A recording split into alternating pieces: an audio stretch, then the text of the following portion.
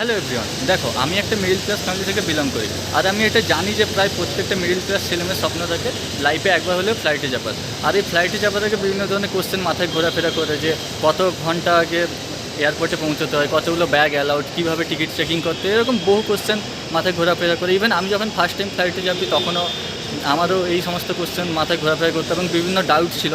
তো আজকের ভিডিও হচ্ছে তাদেরই জন্য যারা ইন ফিউচার ফ্লাইটে চাপতে চলেছে। তো আমি যেহেতু এর আগেও ফ্লাইটে চেপেছি, তো আমি আশা করি তোমাদেরকে খুব ভালোভাবে গাইড করতে পারবো। তো চলো মেন এয়ারপোর্টের দিকে যাওয়া যাক। তো লেটস গো। এয়ারপোর্টে এন্ট্রি করতে গেলে তোমার পাশে দুটো জিনিস থাকতেই হবে, একটা হচ্ছে টিকিট আর দ্বিতীয় হচ্ছে যে কোনো গভর্নমেন্ট আইডেন্টি প্রুফ। টিকিটটা কোনো ডিজিটাল কপি বা জেরক্স কপি হলেও চলবে, কিন্তু যেটা গভর্নমেন্ট আইডেন্টি প্রুফ সেটা কিন্তু অরিজিনাল হতে হবে।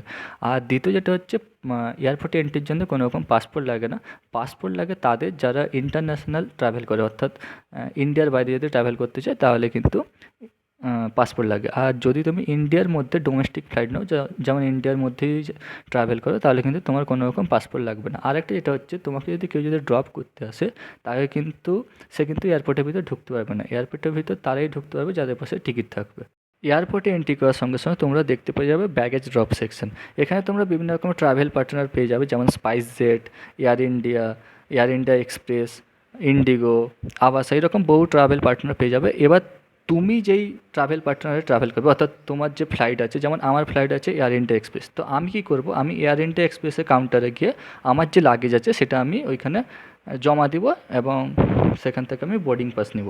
এই যে ডিসপ্লেতে যে আইটেমগুলো দেখছো, এগুলো কিন্তু তুমি ফ্লাইটে ট্রাভেল করার সময় কিন্তু এগুলো কিন্তু ক্যারি করতে পারবে না। এগুলো হচ্ছে রেস্ট্রিক্টেড আইটেম, অর্থাৎ এগুলো কোনোভাবে এয়ারপোর্টে অ্যালাউড নয়।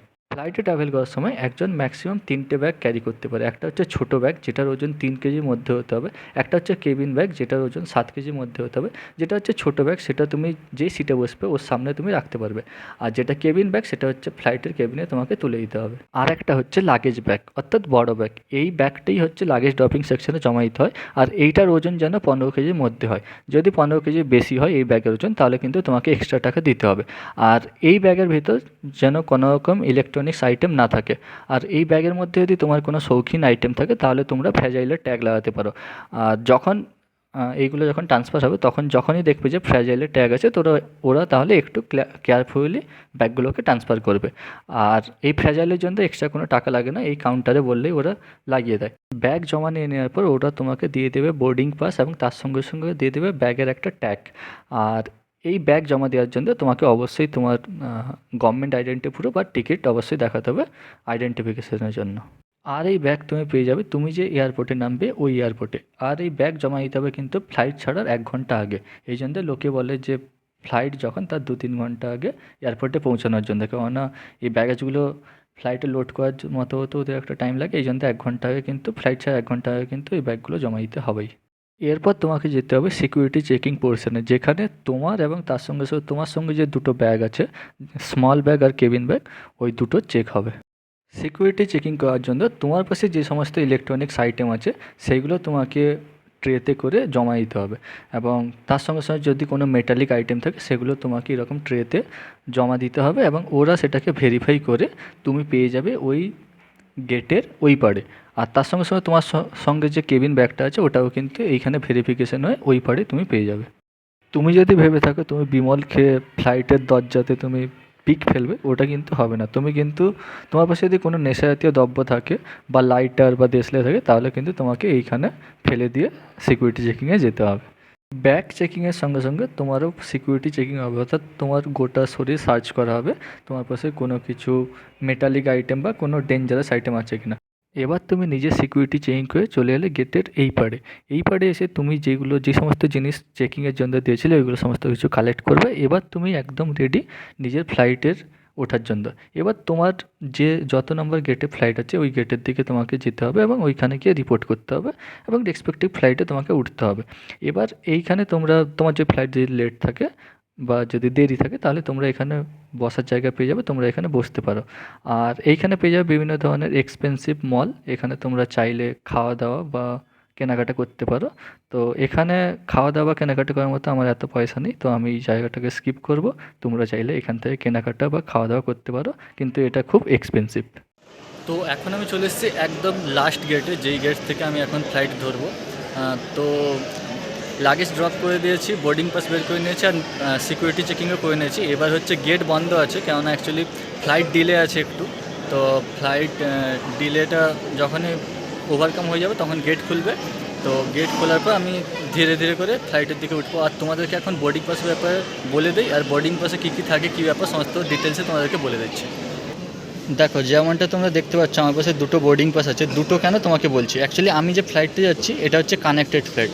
কানেক্টেড ফ্লাইট বলতে হচ্ছে ডিরেক্ট ফ্লাইট নয়। অর্থাৎ তোমাদেরকে বলে দিই, আমি পুনে থেকে যাচ্ছি কলকাতা। তো পুনে কলকাতা ডিরেক্ট ফ্লাইট আমি পাইনি, তো আমি কানেক্টেড ফ্লাইট নিয়েছি। তো ওই জন্য দুটো বোর্ডিং পাস আমি জার্নি করবো এখান থেকে চেন্নাই, পুনে থেকে চেন্নাই, চেন্নাই থেকে আবার কলকাতা। তো আমাকে ফ্লাইট চেঞ্জ করতে হবে। আর লাগেজটা যেটা আমি পাঠিয়ে দিয়েছি ড্রপিং সেকশনে, সেটা কিন্তু আমাকে চেঞ্জ করতে হবে না, সেটা ওরা অটোমেটিক আমাকে কলকাতাতে দেবে। তো তোমাদেরকে আমি বোর্ডিং পাসের ডিটেলসে বলি। দেখো, আমি আমি ট্রাভেল করছি এয়ার ইন্ডিয়া এক্সপ্রেসে, ঠিক আছে। আর এখানে আমার নাম লেখা আছে সুব্রত সোম, আর এটা হচ্ছে ফ্লাইট নাম্বার IX1676। আর এই যে PNQ টু MA, তো এটা হচ্ছে পুনে টু চেন্নাই। আর এখানে ডেট দেওয়া আছে 12 এপ্রিল 2025। আর এখানে দেখো গেট নাম্বারও দেওয়া আছে, 2nd নম্বর গেট, জোন 3। আর এই যে 19-15 দেখছো, এটা হচ্ছে বোর্ডিং তোমাকে করতে হবে 7:15 সময়, আর ডিপাচার করবে 7:55 সময়। আর সিট নাম্বার হচ্ছে 27B। এবার এখন বাজে 7:30 বাজে। তো যেহেতু ডিলে আছে, তো আমি এখনও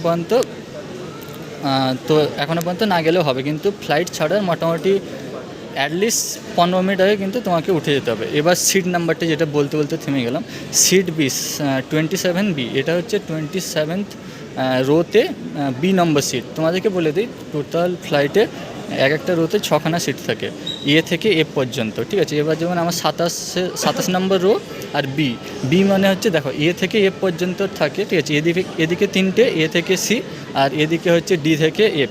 তো যারা এ এবং এফ তারা হচ্ছে উইন্ডো সিট, আর বাকি যারা অন্যান্য, ধরো আমি বি পেয়েছি, তো আমার হচ্ছে মিডলের সিট, আর সি হচ্ছে সাইডের সিট। তো এইভাবে এইরকম আর কি, যারা হচ্ছে এ আর এফ তারা হচ্ছে উইন্ডো সিট, আর আমি উইন্ডো সিট পাইনি। আর তোমরা যদি সিট অ্যাভেলেবেল থাকে, তো তোমরা যদি এখানে ঢোকার সময় যদি এয়ার হোস্টেসকে বলো, তো ওরা যদি সিট অ্যাভেলেবেল থাকে তাহলে তোমাকে উইন্ডো সিট করে দিতে পারে। তো তোমরা যদি ফার্স্ট টাইম ফ্লাইটে ট্রাভেল করো, তাহলে অবশ্যই আমি সাজেস্ট করবো উইন্ডো সিট নেওয়ার। আর অনেক ওয়েবসাইটেও থাকে, কী হয়, যখনই তুমি টিকিট বুকিং করো সেই সময় সিট সিলেক্ট করার অপশান থাকে, তখনও তোমরা সিলেক্ট করে নিতে পারো। আর এখানে তেমন কিছু নেই। হ্যাঁ, তোমাদেরকে এবার এবার আমি চেন্নাই পৌঁছে গেলাম। এবার চেন্নাইতে গিয়ে আমার এইটা চলবে, ঠিক আছে। এবার যেমন চেন্নাইতে গিয়ে আমাকে 18 নম্বর গেটে, আর চেন্নাই থেকে ছাড়বে আমার 10:25, অর্থাৎ প্রায় 1 ঘন্টা মতো আমাকে চেন্নাইতে ওয়েট করতে হবে। আর চেন্নাই থেকে যে ফ্লাইটটা নিব সেটা হচ্ছে E27E। এখানেও সেই মিডল সিট পড়েছে। প্রথমবারে কি পড়েছিল, লেফট সাইডে পড়েছিল, এবার রাইট সাইডে কিন্তু দুটোই উইন্ডো সিট। আর এখানে ফ্লাইট নাম্বারও দেওয়া আছে, যেমনটা দেখতে পাচ্ছ, IX1589, ঠিক আছে। এই যে MAA টু CCU, অর্থাৎ নেতাজি সুভাষচন্দ্র বোস ইন্টারন্যাশনাল এয়ারপোর্ট, আর MAA মানে চেন্নাইয়ের এয়ারপোর্ট, আমি ফুল নাম জানি না, ঠিক আছে। আর এখানে ডেটও দেওয়া আছে 12 এপ্রিল 2025। আর এখানে তেমন কিছু নেই, সমস্ত কিছুই মনে হয় কভার করে দিলাম। আর এখানে তো নাম অবশ্যই আছে, আর এখানে সমস্ত রকম থাকে। তবে একটা জিনিস আমি বলবো, গেট নাম্বার যেটা থাকে অ্যাকুরেটলি ওই গেটেই ফ্লাইট আসে, তবু খুব মানে মাঝে মধ্যে খুব rare case gate number change হয়, তাই তোমরা ডিসপ্লের দিকে নজর রাখবে, ঠিক আছে, যে কোথায় কী চেঞ্জ হচ্ছে। আর ডিসপ্লেতেই কখন ডিলে কী ব্যাপার সমস্ত কিছু বলে দেয়। আর আরেকবারও বলে দিই, যারা এ আর এফ তারা হচ্ছে উইন্ডো সিট, বাকি কিন্তু নয়। আর এই উইন্ডো সিট যদি তোমরা চেঞ্জ করতে চাও, তাহলে যদি ফ্লাইটে যদি সিট ফাঁকা থাকে, তাহলে তোমরা যখন ঢুকবে তখন এয়ার হোস্টেসকে বলে সিটটা চেঞ্জ করতে পারো। অথবা কি হয়, তুমি যখন টিকিট কাটবে সেই সময় অনেক সাইডে কি হয়, টিকিট মানে সিট নাম্বার সিলেক্ট করার অপশান থাকে, তো সেখান থেকেও করতে পারো। আর এক্সট্রা টাকা নেয় না, ঠিক আছে, যদি এয়ার হোস্টেসকে বলো এক্সট্রা টাকা নেয় না সিট চেঞ্জের, কিন্তু খুব রেয়ার কেস নেয়, যদি তবে নেয় না, মানে আমি আগের বারে চেঞ্জ করেছিলাম, আমার পাশে কিন্তু নেয়নি, ঠিক আছে। এবার অনেকে বলে শুনেছি যে সিট চেঞ্জ করলে নাকি টাকা নেয়, কিন্তু আগের বারে কিন্তু আমি করেছিলাম নেয় না, কিন্তু তোমরা সেটা কনফার্ম করে সিটটা চেঞ্জ করবে। তো এই ছিল দুটো, কেননা আমার কানেক্টেড ফ্লাইট ছিল বলে। আর যদি তোমার ওয়ান ওয়ে ফ্লাইট থাকে অর্থাৎ ডিরেক্ট যদি ফ্লাইট থাকে তাহলে কিন্তু তুমি একটাই বোর্ডিং পাস পাবে, ঠিক আছে। এই হচ্ছে ব্যাপার। এবার আমি দেখি আমার ফ্লাইটটা ডিলে থেকে আনডিলে হলো কি না বা দিল কি না। তো লেটস গো, ফ্লাইটে ঢুকে কথা হচ্ছে। তো যেমনটা তোমরা দেখতে পাচ্ছ আমি এখন চলে এসেছি 2 নম্বর গেটের সামনে, অর্থাৎ যেখান থেকে আমার ফ্লাইট ছাড়বে। আর এইখানে ডিসপ্লেতে দেখতে পাচ্ছ ফ্লাইটের সমস্ত রকম ডিটেলস দেওয়া আছে, যেমন স্কেডিউল 7:25 আর ছাড়বে 7:55 সময়। আর এটা যাবে চেন্নাই, যেহেতু তোমাদেরকে বোর্ডিং পাসে বললাম যে আমি চেন্নাই যাবো, চেন্নাই থেকে চেঞ্জ করতে হবে আমাকে ফ্লাইট, যেহেতু আমার কানেক্টেড ফ্লাইট। আর এখানে এই যে দেখো বোর্ডিং চলছে, অর্থাৎ চেক ইন চলছে ঢোকার জন্য। গেটে বোর্ডিং পাস দেখালে তোমাকে এন্ট্রি দিয়ে দেবে। এবার এইরকম টানেলের মধ্যে দিয়ে তোমাকে কিন্তু ফ্লাইটে উঠতে হবে। এবার অনেক সময় কী হয়, যখন ফ্লাইট দূরে থাকে তখন কিন্তু টানেলের মধ্যে দিয়ে যেতে হয় না, তোমাকে গেটে এন্ট্রি করলেই তোমার জন্য বাস দাঁড়িয়ে থাকে, ওই বাসে উঠে করে তোমাকে ফ্লাইটে যেতে হয়। আর এবার এইটা একটা বোঝার ট্রিক আছে, যদি তোমার গেট নাম্বার যদি ফার্স্ট ফ্লোরে থাকে তাহলে কিন্তু এরকম টানেলের মধ্যে দিয়ে যেতে হবে। আর যদি তোমার ফ্লাইটের অর্থাৎ গেট নাম্বার যদি গ্রাউন্ড ফ্লোরে থাকে তাহলে কিন্তু তুমি ধরে নিতে পারো তোমাকে বাসে করে ফ্লাইট পর্যন্ত যেতে হবে। আর এই বাস কিন্তু টোটালি ফ্রি, কোনো টাকা লাগে না। এই যে ছোটো ছোটো কন্টেনারগুলো দেখছো এইগুলোতেই কিন্তু তুমি ব্যাগেজ ড্রপিং সেকশনে যে লাগেজগুলো জমা দিয়েছো ওইগুলো কিন্তু ফ্লাইট পর্যন্ত নিয়ে আসা হয়। তারপর তুমি এন্ট্রি করে যাবে ফ্লাইটে এন্ট্রি করার সঙ্গে সঙ্গে তুমি পেয়ে যাবে এয়ার হোস্টেস। তো তোমার যদি সিট চেঞ্জ করার থাকে তাহলে এনাদেরকে বললে, যদি সিট অ্যাভেলেবেল থাকে তাহলে এনারা সিট চেঞ্জ করে দেবেন। তারপর এন্ট্রি করার সঙ্গে সঙ্গে দেখতে পেয়ে যাবে ওপরে কেবিন, অর্থাৎ তুমি যে কেবিন ব্যাগটা তোমার সঙ্গে নিয়ে এসছো এটা কিন্তু তুমি যেই সিটে বসবে ওর রেসপেক্টিভ ওপরে কেবিন থাকবে, ওই কেবিনে উঠিয়ে দেবে। এবার তুমি চাইলে অন্য কোথাও রাখতে পারো, কিন্তু অন্য কোথাও রাখলে মানে তুমি যখন নামবে কোথায় রেখেছিলে কনফিউজে পড়ে যাবে। এরপর নিজের সিট খুঁজে নিজের সিটে বসে পড়বে। তারপর বিভিন্ন ধরনের সেফটি গাইডলাইন অ্যানাউন্স হবে, তো সেটা তোমাদেরকে শোনাবো। With me in the cabin are my colleagues Parul, Shimmi and Preeti. Crew members of our flight today can speak in Hindi, Tamil, Malayalam and English. This flight will take 1 hour and 20 minutes. Please ensure your seat is upright, your seat belt securely fastened, tray table secure and window shades fully open. Please don't sit on the armrest or place any heavy baggage on the tray table. Please retain your boarding card till you have completed all formalities at your destination. We wish you a pleasant flight. Thank you. তো যেমনটা তোমরা দেখতে পাচ্ছ আমি বসে আছি আমার নিজের সিটে, অর্থাৎ 27B। আর আমি কিন্তু ফ্লাইটের সিট চেঞ্জ করিনি, কেননা আমি অনেকবার ট্রাভেল করেছি, তো আমার উইন্ডো সিট মানে না হলেও চলবে। তো ইন্টারেস্টিং পার্ট যেটা হচ্ছে আমার পাশের যে সিট অর্থাৎ 27-এ ওটাতে কিন্তু যে সিট বুকিং করেছে ও কিন্তু এখনও পর্যন্ত আসেনি। এবার ফ্লাইটের দরজা বন্ধ হয়ে গেছে। এবার আমি এই সিটটা থেকে 27A-তে চলে এসেছি, অর্থাৎ 27B থেকে 27A-তে চলে এসেছি। এবার আমি পেয়ে গেছি উইন্ডো সিট। এবার তোমাদেরকে আমি দেখাবো ফ্লাইট যখন টেক অফ করে তখন কেমন বাইরের সিনারিওটা লাগে, আর কেন ফ্লাইটে ফার্স্ট টাইম উঠলে উইন্ডো সিট নেওয়া উচিত সেটা তোমরা এখন বুঝতে পারবে। Let's go.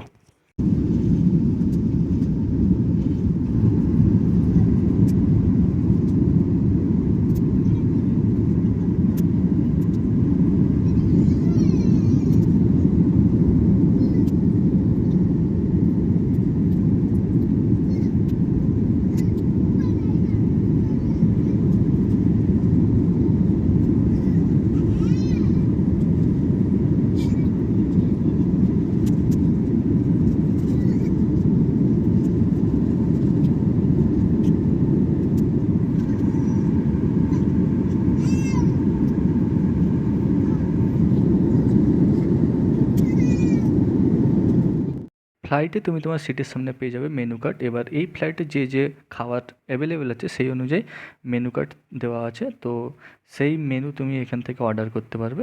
আর একটা কথা বলে রাখি, এই ফ্লাইটে যে সমস্ত খাবার পাওয়া যায় সেগুলো কিন্তু তার ন্যাচারাল দামের চেয়ে 4-5 গুণ বেশি এক্সপেন্সিভ হয়। আর এই ফ্লাইটে পেমেন্ট করার জন্য কিন্তু অনলি কার্ড অ্যাভেলেবেল, অর্থাৎ কার্ডেই শুধুমাত্র পেমেন্ট করতে পারবে।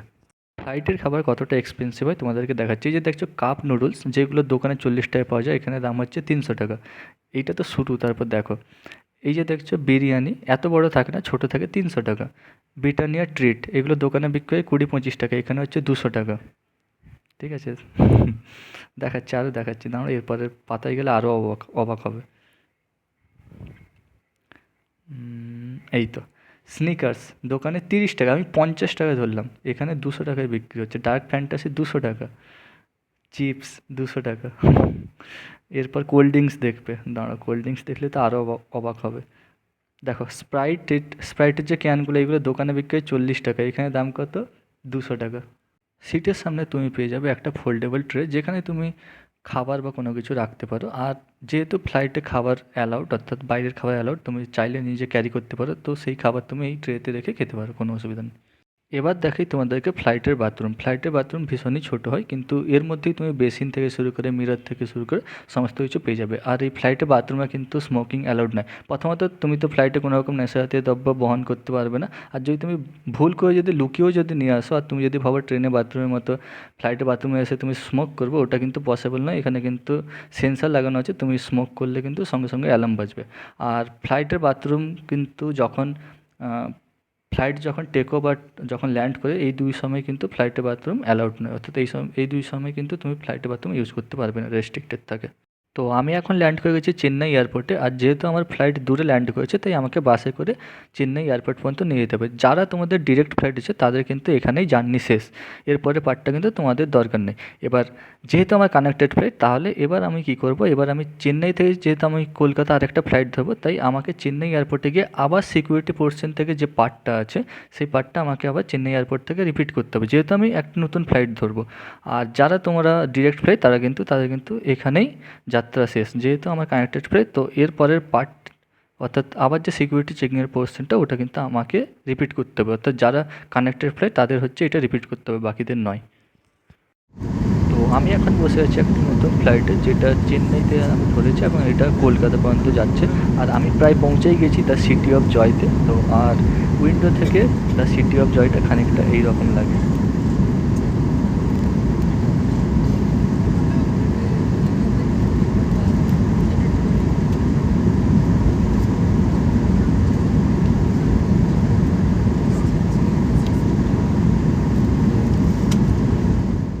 ব্যাগেজ ড্রপিং সেকশনে তুমি যে ব্যাগটা জমা দিয়েছিলে ওটা কোথায় পাবে, এটা কিন্তু ফ্লাইট ল্যান্ড করার আগেই ফ্লাইটে কিন্তু অ্যানাউন্স করে নেবে। অর্থাৎ কত নম্বর বেল্টে তুমি তোমার লাগেজ পাবে সেটা কিন্তু বলে দেবে। যেমন আমাকে বলেছিল আমি 5 নম্বর বেল্টে লাগেজ পাবো, তো আমি 5 নম্বর বেল্টে চলে এসেছি। এবার আমি এইখান থেকে আমার নিজের ব্যাগ কালেক্ট করব। আর একটা জিনিস প্যানিক করার কিছু নেই, একটু লেট হয় কিন্তু লাগেজ চলে আসে। আর 200% লাগেজ হারায় না। তোমার যদি খুব কপাল খারাপ থাকে, যদি লাগেজ হারিয়ে যায়, তাহলে কিন্তু এখানে কাউন্টার আছে, সেখানে তুমি তোমার ব্যাগেজ আইডির রেসপেক্টে তুমি কমপ্লেন রেজ করতে পারো। কিন্তু 200% কোনো লাগেজ হারায় না, একটু ওয়েট করতে হয়, সময়ে চলে আসে। আশা করি এবার তোমরা একা নিজেরা ফ্লাইটে ট্রাভেল করতে পারবে। তোমাদের কি মনে হয়, তোমরা কি পারবে? যদি তোমাদের মনে হয় যে হ্যাঁ আমি পারবো, তাহলে অবশ্যই কমেন্ট সেকশনে জানিও। আর যদি কোনো পয়েন্ট যদি আমি মিস করে থাকি, বা তোমাদের যদি মনে কোনো ডাউট থাকে বা কোশ্চেন থাকে, অবশ্যই কমেন্ট সেকশনে কমেন্ট করতে পারো। আবার দেখা হচ্ছে নতুন কোনো ভিডিও নিয়ে। বাই।